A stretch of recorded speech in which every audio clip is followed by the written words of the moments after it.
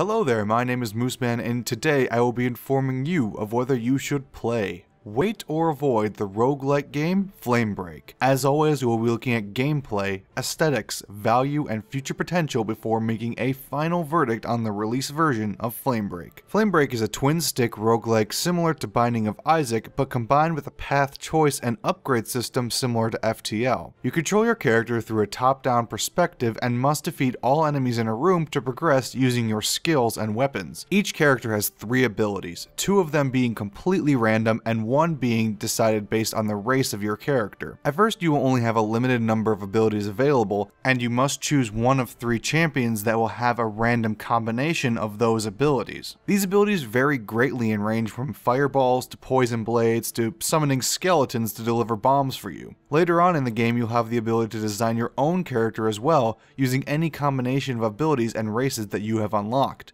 Flamebreak is a very skill-intensive roguelike and is addicting fun. Unlike some roguelikes that rely too much on random elements, Flamebreak definitely hits the sweet spot in terms of balancing RNG with skill. Each choice you make in Flamebreak feels meaningful. You can choose to save money on buying items in hopes of affording a better item later, but you end up gradually increasing the amount of risk you put in your character if a hard room should appear and you don't have any items. That being said, your individual skill is always the final determining factor on whether or not you survive. The game doesn't just throw you into some unfair situation that you have no hope of beating. It gives you plenty of opportunity to make decisions that will determine how successful you are on each individual run. Each time you clear a room, you will be given gold that can be used to buy armor and consumables. This represents the main RPG mechanic in the game, as each armor item will give you stat boosts. In addition to flat stat boosts, armor sets can also be found that give you incredible bonuses if you can find all the items in the set. This includes chain lightning on hit and shooting multiple shots of your abilities per cast. Finding these sets will require you to search multiple shops on each map, requiring you to go out of your way to find them. The ability to choose direction gives Flamebreak much more depth than other twin-stick shooters. While the core mechanics end up being slightly repetitive once you know what each enemy can do, the fact that you have to adapt to the layout of the map results in each run feeling completely different. Sometimes you will find armor that makes you drastically adjust the way you fight. Other times a string of difficult rooms will force you to spend more gold on just staying alive. Combine that with the random race and ability combinations and you have a game with a great amount of replay value. One thing I would like to praise Flamebreak for is creating abilities that all feel useful. Oftentimes in games with a variety of abilities, there are some abilities that just end up being worthless, but in Flamebreak every ability feels like it can be made into a viable build. While players will always have their personal preference and some combinations will end up being better than others, the game definitely encourages players to experiment with tons of combinations to create uniquely specialized champions. There are 5 different types of combat spaces on the map, with each one giving you a different level of enemies to defeat. The standard room will contain multiple groups of small enemies. While there's no set amount of enemies per room, enemies are usually grouped together in combinations that allow them to attack at both melee distance and at a range. There are also a few minigames that pop up randomly when you enter a standard combat space. These games allow you to get some extra gold in addition to giving you a break from combat. The second type of combat space is the same as a normal combat space, but with an extra hazard thrown in. This hazard is usually a single boss ability that attacks both you and your enemies throughout the fight, making it more treacherous to battle in. Clearing these rooms will give you consumables in addition to gold, so they can be worth it if you are willing to risk a little bit more. The third battle space is the boss space.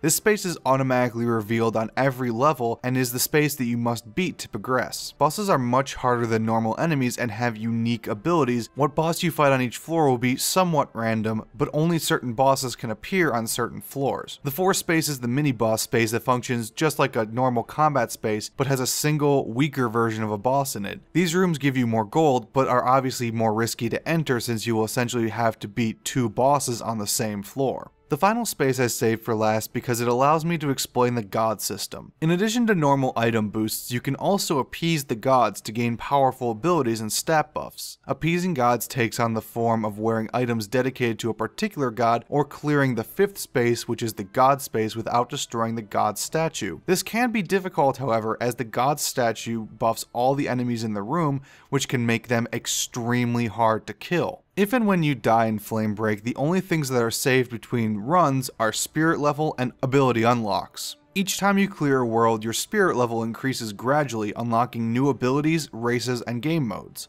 When you die, the 3 choices of champion also change. However, if you choose to retry immediately, you can go again with the same champion at no penalty. After reaching spirit level 5, you can create a custom champion with specific abilities of your choice. However, that champion will only give you half the normal spirit level experience. One of the problems with Flamebreak is the game does require a large number of playthroughs to unlock all the game has to offer. While 3 choices of character are random, the random generator only uses abilities, races, and weapons from the ones that you have already unlocked, meaning until you level up your spirit level, you are limited to very few abilities, and as a result, very few ability combinations. It would be fine if the leveling didn't take forever to level up. To reach level 23 and unlock all the content the game has to offer will probably take you at least 100 or so runs, and that's assuming you make it quite far each time and are not using custom champions. As someone who doesn't have a ton of time to do hundreds of runs, it's kind of disappointing that I didn't get the opportunity to try out some of the builds I had in mind due to abilities being locked. That being said, in addition to spirit level, the game also makes excellent use of the achievement system to allow you to unlock additional abilities. As opposed to the leveling system, achievements are very specific tasks that you will have to focus on and go out of your way to achieve. It's great to see a game that finally uses an achievement system effectively, and this system gives you additional replayability on top of everything else that was already available. The game's aesthetic quality varies throughout the game. While the game doesn't look bad, it is obvious that sprites are reused constantly throughout the game. Each enemy looks the same except for minor coloring differences, and even bosses reuse the same basic enemy sprites. While this does make the game look less impressive and remove some of the immersion, from a gameplay standpoint it does help out players, allowing you to know exactly what abilities you can expect if you have seen the enemy type before. One thing I did enjoy aesthetically was the art style of the story scrolls. The story is told in-game each time you reach a new level and is drawn in a beautiful sketch art style. While there isn't a huge amount of story, the story does have enough depth to create a meaningful theme that complements the gameplay. In terms of future potential, I would like to see more enemies added to the game. As it stands, enemy types are reused frequently and made stronger and weaker depending on how far you've progressed. Once you learn the mechanics of these enemies, the game can get a bit stale, so having a bigger pool of enemy types to work with would go a long way towards increasing the enjoyment of replaying the game even further. I would also like to potentially see a multiplayer mode added. Right now, the only real multiplayer functionality is through the leaderboards, and while I don't think the game necessarily needs multiplayer,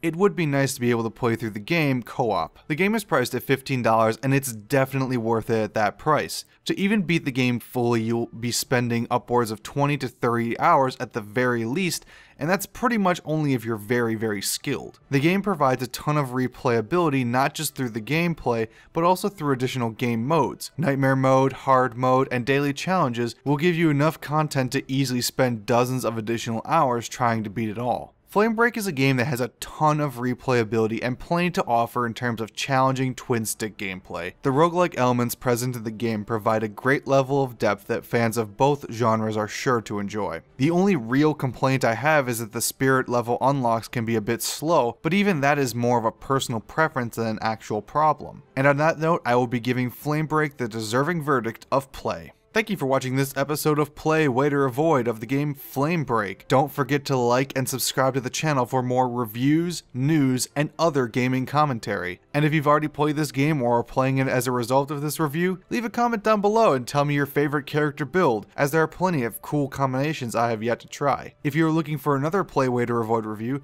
check out my review of Factorio, a top-down management style game that has you building a factory on an alien world, or my review of Grip, a racing game that was made with the intention of resurrecting the racing style of roll cage from 1999.